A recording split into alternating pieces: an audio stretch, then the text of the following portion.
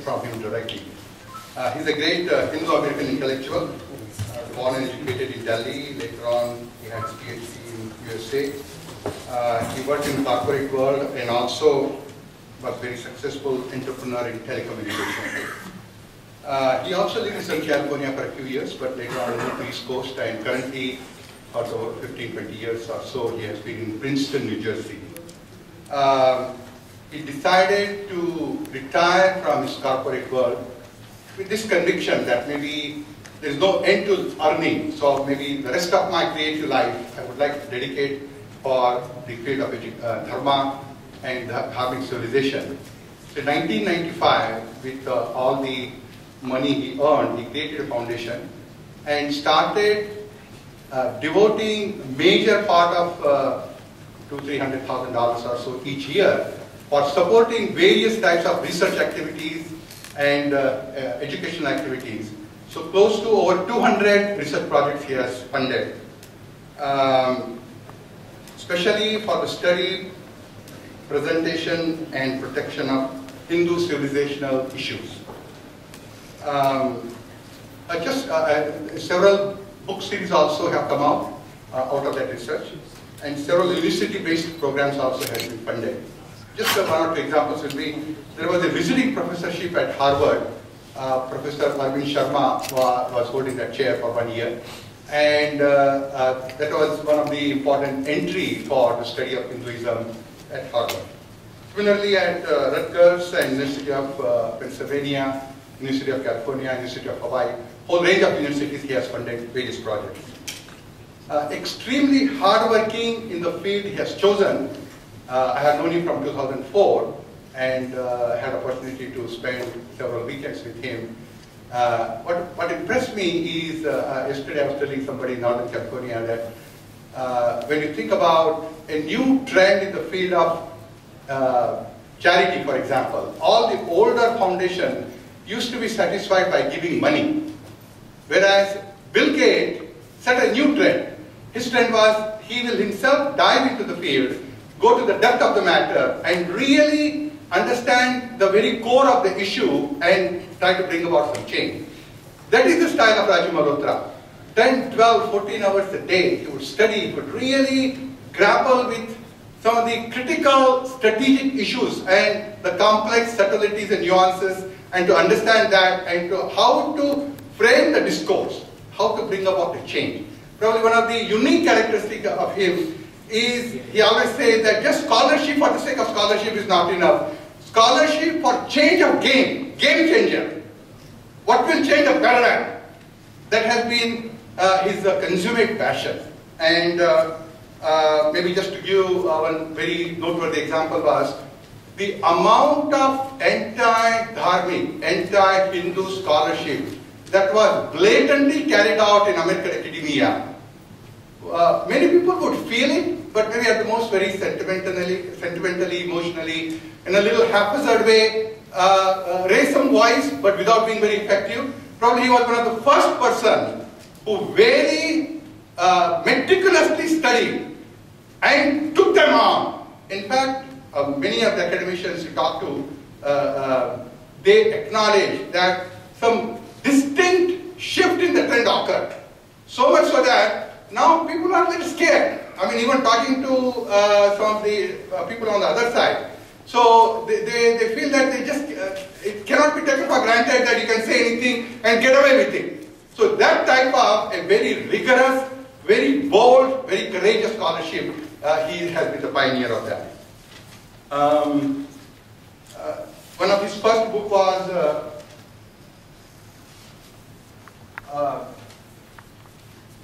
Invading the Sacred. It is all is his work, but he did not want to publish that particular book on his name for certain strategic reasons. So some of 3 colleagues working with him, their names are there.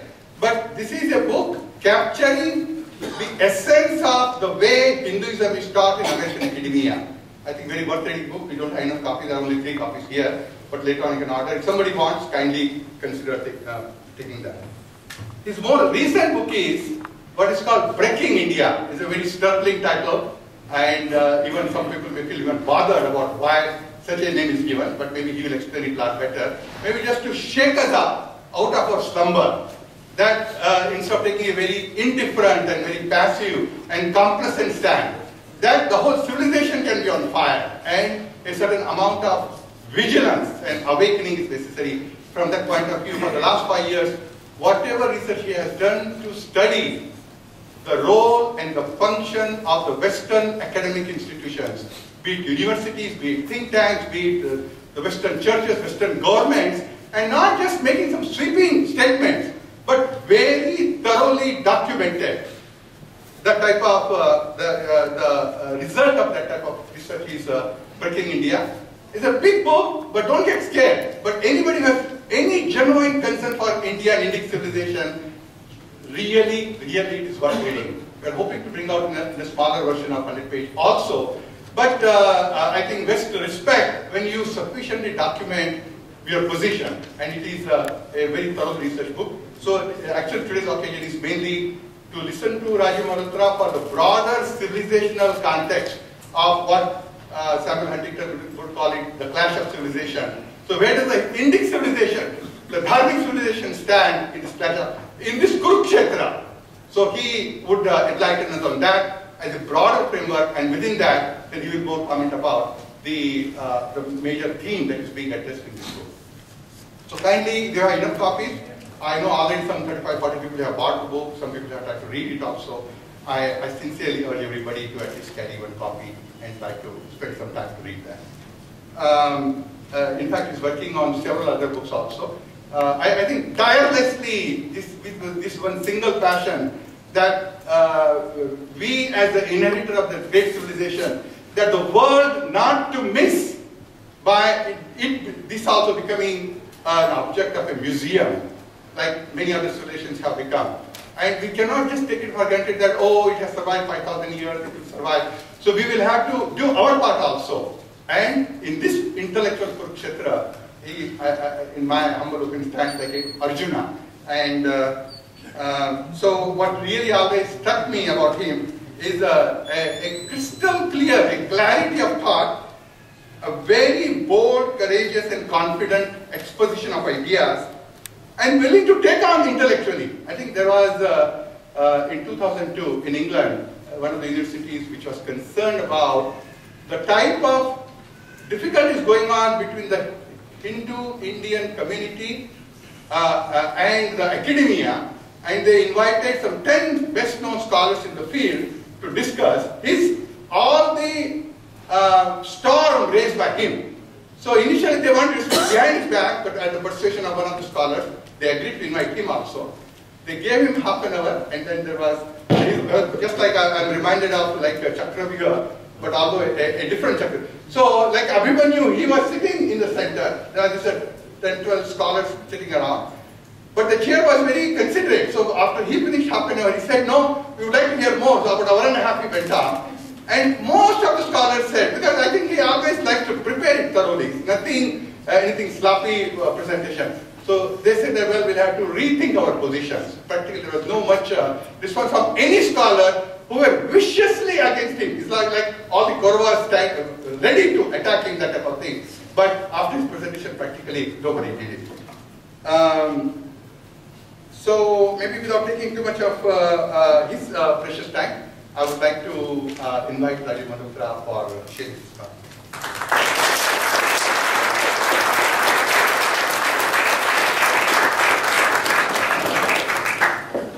Namaskar. Thank you, Manojji. Thank you, every one of you, for coming. It's a full house. It's real life. Actually, California has got, Northern California also a great place. The last couple of days, we had 4 events altogether, 1.5 days. Real delight. Now in Southern California, I see a nice audience, and I'm very honored to be here. I want to first talk a little bit about the important role of what I call discourse, the battlefield of discourse. Why it's important. A lot of people say, well, you know, let these intellectuals be the way they are, we are fine, I got the truth in my heart, or we built enough temples, or whatever. And they have a cynical attitude or dismissive attitude towards the intellectuals whose job is to produce discourse. And I think we're paying the price for not being into the business of managing the discourse. So if the discourse is whatever is the opinion, whatever are the ideologies, whatever are the arguments, whatever are the material being written on a given topic. So there's discourse in medicine, there's discourse in what's happening to the war in Afghanistan, there's discourse on whatever your field happens to be, there's discourse on software. So if you are in a profession and you are one of the competitors, you have a position in pharmaceuticals, the discourse on the future of that industry is your business. You can't afford to say, I won't worry about it, let my competitors take care of it, because you will lose. The discourse will turn in a direction that's not good for you, and you have to manage the discourse in whatever you're involved in. So if you are interested in a civilization, then, and if you feel there's a civilization or a nation that has got, that ought to have a world presence, you cannot achieve that without having your own discourse. You need to have a civilizational discourse, a seat at the table, your positions on yourself and on others. For instance, the West has produced much of the discourse on these matters because they were the colonizers and they continued that. But Islam has a huge amount of discourse production within itself. There's a lot of Arabic language and Persian language discourse produced. China has many international relations, geopolitical journals in Mandarin, not only about China studies, but about various other major civilizations. So the civilizational discourse goes on in major, in areas which have a claim to being on the world stage. India has a claim on things like, okay, we have good popular culture, we have now industry, we have GDP growth and a big economy and so on. But when it comes to the discourse, even on India itself, it comes from elsewhere. The most Indian intellectual elites, what is being taught in Indian universities, what is prevalent in the media, even the government of India, history of India, on the website is all Aryan invasion theory, these kind of things. What the IAS and IFS officers, they go to a school in Missouri after they're selected for training, and you look at their curriculum, it is this kind of stuff. Our own schools in India teaching this kind of stuff. So it's a very colonized mind, a Eurocentric mind that still prevails in the Indian discourse. And so it's how can you have a nation which is claiming to be on the world stage as one of the big civilizations and not have its own position on this kind of discourse. So this is an issue. And discourse shapes social reality. It is not disconnected from the reality. For instance, there was something called Marxism. There is something called Marxism as a social reality because Marx wrote something. He started a discourse. One book, Das Kapital, and 150 years later or whatever, we are still feeling the presence of that, whether you like it or not, that's the discourse. Hindutva is somebody started a discourse, a position. Secularism, Nehru and others, they had a position on secularism and it is part of the discourse. So all the political ideologies, economic theories, ideas in various domains, somebody starts the discourse and it has a real impact in the practical sense. So I would like to challenge those who think that this is a sort of pastime of idle, thinkers and philosophers and intellectuals and of no little value. Khalistan was an idea, started as an idea. Pakistan was an idea born in Cambridge. Some students during the British time started this sort of thing. The British kind of encouraged it. And look where it went and how it's come about.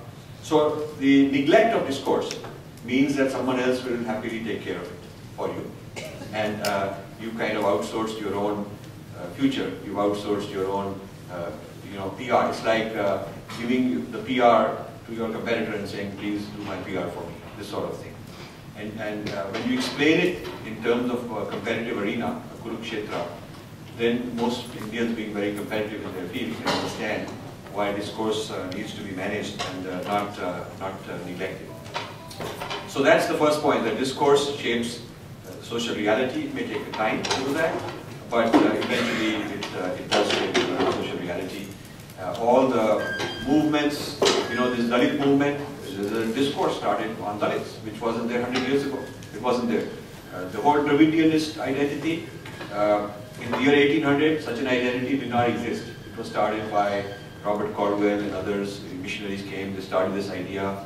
And today it's like ground reality. This is what informs people that they're so passionately invested in these kind of things. So I want that people from the dharmic side should think of investing in discourse like you invest in any asset. It's an asset. And there are two aspects. Many of you are probably IT kind of people, or at least familiar with it. And in IT you have infrastructure, and then you have applications. So iPad and iPod and all these kind of things are iPhone, these are examples of platforms on which you have apps. And Windows is a platform and so on. And in telecom you have physical infrastructure, and on that people have various kind of applications. So discourse is the apps part of the equation. You can build temples, but if the temples aren't producing discourse, or at least distributing the discourse to the next generation, then it's okay, it serves some purpose, but not enough. And in traditional India, our temples did serve discourse. They were centers of learning. Every temple is center of learning. So there's nothing un-Indian about what I'm saying. There's nothing un-Hindu, un-Dharmic. It's not a new idea. We've forgotten this over time. But traditionally, we championed discourse. Somebody who's very dharmic was telling me that we don't have liberal arts in India, we don't have humanities in India, and we have technocrats and people very specialized very early, which is true. And therefore, we ought to now bring humanities into India. And I said, that's good. But then she went on to say that we're going to have a collaboration with Harvard, and a collaboration with the University of Chicago, and that university to bring liberal arts into India. And I said, stop. You might be bringing in the Eurocentric idea of liberal arts. And that's become very fashionable, by the way. Many of these American universities have a tie-up in India, and they're giving on an Indian campus, you can get a degree from that foreign university. But the curriculum, the syllabus, the content, selection of professors, standards are set by the parent in the Western world. So there's a kind of a colonization spreading into India. And I've looked at some of the school level, not just college level, but school level, American organizations that have entered India, started franchising their curriculums and their lesson plans. And deep inside, you will see all the kinds of subtle problems that I'm pointing out in Breaking India. So the situation is not, we don't even know there's a problem. Most of our people are welcoming this as if it's good news for them. So this, now the response of this lady who's got a MBA and a degree from Harvard in education, the response was that we don't have our own discourse and liberal arts in terms of liberal arts, and these Western institutions have done a very good job. And then I pointed out that at one time when we had Nalanda, we had Takshila, and we had many vihars all over India, these were the centers of liberal arts. The liberal arts of India, classical India, was way ahead of other places, competing with centers of learning in Alexandria and Greece and whatnot. And people sent the cream of their bright young people to Indian vihars to study, the same way as today people from the third world send their kids to Stanford and Harvard. So we had the Harvard and Stanford of that era at one point. And we called it Siddhanta. What they call theories today, we call it Siddhanta. So we have Enlightenment theory, we have postmodern theory, there's all kinds of different theories that have emerged out of the Western humanities, and these are being spread, and Indians are craving, the young Indians are craving to learn these Western theories as a way to climb up the ladder. But even the word Siddhanta, people don't know what the heck it is. And so to say that this is a very undharmic position that I'm taking, which I hear quite a lot, means that the person doesn't know that there is such a thing as Siddhanta in our tradition. And this Siddhanta is actually the theoretical frameworks which different schools have evolved over time, and which they discuss and debate the nature of reality, from philosophy to society to politics. There's Siddhanta in all the different realms. There's Siddhanta in dance and in music and in aesthetics and warfare. So different theoretical frameworks were existing in our culture. But where is the revival of that? See? So that's the kind of concern I have. Now, the forums where discourse lives, where it is created, debated, argued, and from where it's packaged and distributed.